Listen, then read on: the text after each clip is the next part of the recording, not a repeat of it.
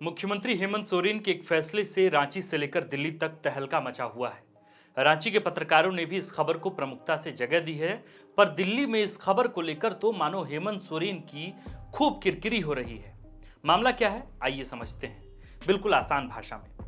हुआ यह कि मुख्यमंत्री हेमंत सोरेन ने हाल ही में झारखंड में दवा दुकान खोलने के लिए फार्मासिस्ट की अनिवार्यता खत्म करने का ऐलान किया था।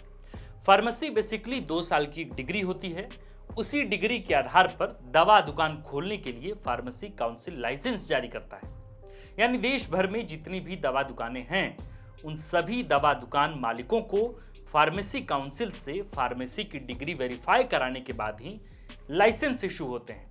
पर अब झारखंड में मुख्यमंत्री हेमंत सोरेन ने इसी फार्मासिस्ट की अनिवार्यता को खत्म कर दिया है, जिसके बाद तो खुद मुख्यमंत्री विवादों में घिरते नजर आ रहे हैं।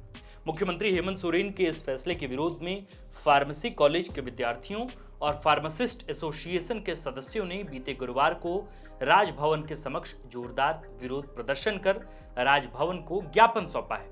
अब समझने वाली बात यह है कि आखिर दवा दुकान खोलने के लिए फार्मासिस्ट की अनिवार्यता खत्म करने से मुख्यमंत्री हेमंत सोरेन का विरोध किन किन वजहों से, कारणों से हो रहा है, ये भी आसान भाषा में समझते हैं। पीसीआई यानी फार्मासिस्ट काउंसिल ऑफ इंडिया के अध्यक्ष डॉक्टर मोंटू कुमार पटेल का कहना है कि पहले फार्मेसी का कोई ज्ञान न रखने वाले किसी भी व्यक्ति के फार्मेसी यानी दवा दुकान खोलने या दवा बेचने के पेशे में आने पर कोई प्रतिबंध नहीं हुआ करता था, लेकिन इस तरह की गैर नियमित कार्यप्रणाली से लोगों के स्वास्थ्य को बहुत नुकसान पहुंचा है। इसी को देखते हुए फार्मेसी के पेशे और कार्यप्रणाली को विनियमित करने के लिए फार्मेसी अधिनियम 1948 बनाया गया, जिसके तहत सिर्फ उन्हीं लोगों को दवा दुकान खोलने या दवा बेचने की अनुमति दी गई थी जिस व्यक्ति ने फार्मेसी की हो और जो इसकी जानकारी रखता हो। फार्मेसी काउंसिल ऑफ इंडिया ने मुख्यमंत्री के इस फैसले के बाद हेमंत सोरेन और झारखंड के स्वास्थ्य मंत्री बन्ना गुप्ता को इस संबंध में पत्र लिखकर कहा है कि ग्रामीण इलाकों में बगैर पंजीकृत फार्मासिस्टों के दवा दुकानें संचालित करने का फैसला जल्द से जल्द वापस लें। मुख्यमंत्री हेमंत सोरेन व स्वास्थ्य मंत्री बन्ना गुप्ता को लिखे गए पत्र में फार्मेसी काउंसिल ऑफ इंडिया के अध्यक्ष डॉक्टर मोंटू कुमार पटेल ने कहा कि बगैर फार्मासिस्ट दवा दुकान चलाने से जुड़ी अधिसूचना फार्मेसी अधिनियम 1948 और फार्मेसी रेगुलेशन प्रैक्टिस 2015 का साफ साफ उल्लंघन है। फार्मेसी काउंसिल ऑफ इंडिया के अध्यक्ष डॉक्टर मोंटू कुमार पटेल ने कहा कि झारखंड सरकार द्वारा हालिया अधिसूचना को वापस लेकर झारखंड में फार्मेसी प्रैक्टिस रेगुलेशन 2015 लागू किया जाए, क्योंकि पहले ही सुप्रीम कोर्ट और इलाहाबाद हाई कोर्ट की ओर से इन धाराओं के अस्पष्ट प्रावधानों को बरकरार रखा जा चुका है। ज्ञातव्य हो कि फार्मासिस्ट की अनिवार्यता साल 1984 से ही पूरे देश में लागू है। इस संदर्भ में अखिल भारतीय फार्मासिस्ट एसोसिएशन की झारखंड प्रदेश इकाई के अध्यक्ष शशि भूषण प्रसाद ने झारखंड सरकार के इस फैसले को आत्मघाती बताया है। बीते गुरुवार को राजभवन के समक्ष सरकार के इस फैसले के विरोध में आंदोलन कर रहे झारखंड के फार्मेसी की पढ़ाई कराने वाले 56 कॉलेज और राज्य में लगभग 10,000 निबंधित फार्मासिस्ट हैं।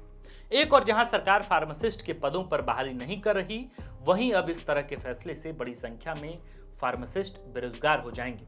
प्रदर्शन करने वाले फार्मासिस्टों ने अपनी मांग को लेकर राजभवन को एक ज्ञापन भी सौंपा है। सवाल है कि जब दवा दुकान खोलने को लेकर साल 1984 से फार्मासिस्ट की अनिवार्यता को लागू पूरे देश में किया गया है, तो मुख्यमंत्री हेमंत सोरेन फार्मासिस्ट की अनिवार्यता को किस पैमाने पर आखिर खत्म करने का ऐलान कर रहे हैं। जाहिर है कि मुख्यमंत्री के इस फैसले को लेकर फार्मासिस्ट की पढ़ाई करने वाले अभ्यर्थी सरकार के इस फैसले का पुरजोर विरोध कर रहे हैं। आपको ये वीडियो कैसा लगा, हमें कमेंट बॉक्स में जरूर बताएं। इसके साथ साथ इस वीडियो को अन्य लोगों तक शेयर भी करें। और ये सवाल तो है ही कि जब फार्मासिस्ट की अनिवार्यता लागू हुई है पूरे देश में 1984 से, तो मुख्यमंत्री हेमंत सोरेन आखिर किस बिना पर फार्मासिस्ट की अनिवार्यता को पूरे झारखंड में खत्म कर रहे हैं। इसको लेकर जाहिर है कि प्रदेश में जो दवा दुकान खोले हुए हैं, जो फार्मासिस्ट की डिग्री हासिल की है बड़ी मेहनत से, बड़ी मशक्कत से, उनके सामने बेरोजगारी की संकट तो उभर आई है। इसको लेकर वे लगातार सरकार से सवाल भी कर रहे हैं और इस सरकार के खिलाफ, यानी सरकार के इस फैसले के खिलाफ वे राजभवन के बाहर बीते गुरुवार को उन तमाम विरोध करने वाले, प्रदर्शन करने वाले आंदोलनकारियों ने राजभवन में ज्ञापन भी सौंपा है। तो इस वीडियो को अन्य लोगों तक शेयर करें। बाकी द फोर्थ पिलर देखते रहें। हमारा नाम है आकाश और कैमरे के पीछे हैं अभिषेक। शुक्रिया।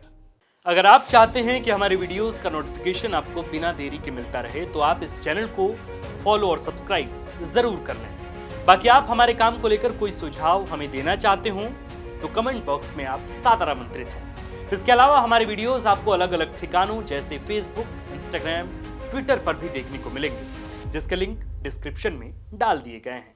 शुक्रिया।